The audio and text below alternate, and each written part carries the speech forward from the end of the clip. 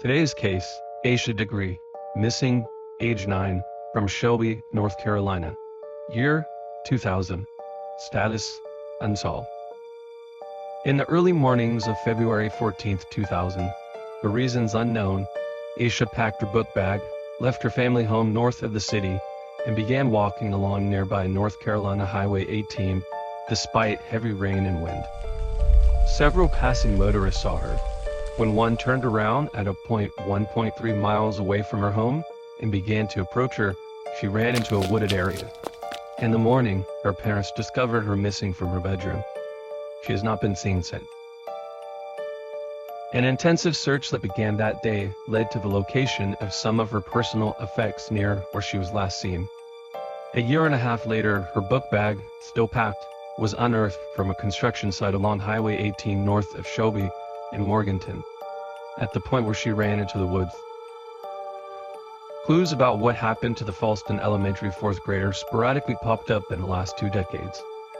Police searched in September of 2024 a Shelby home and seized items they say could be related to Aisha's disappearance and death.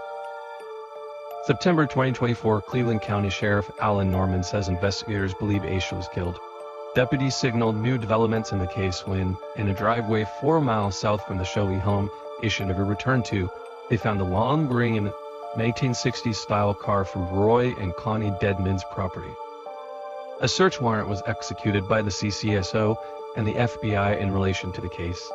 A news release from the sheriff's office said the warrant was issued based on physical evidence. Multiple items of interest, including a green 1964 AMC Rambler, were taken from the site. This search warrant indicates that authorities believe Degree was a homicide victim and that her body has been concealed. Investigators served several search warrants for properties and items belonging to the Dedman family. Investigators say DNA found on Degree's belongings has been linked to one of the Dedman daughters, who were teenagers when Degree disappeared, and a man named Roy Underhill, who lived at several properties owned by the family. Underhill is now deceased. Roy and Connie Dedman and their 3 daughters have all been named as suspects in the case. On February 13, 2025, the CCSO executed 3 search warrants, seizing cell phones from a local man and 2 of his children. 5 days later, warrants were made public and included text messages between the suspects that were obtained from a search warrant the previous October. A warrant for a cell phone showed text messages between family members. The investigation is ongoing with several witnesses now coming forward.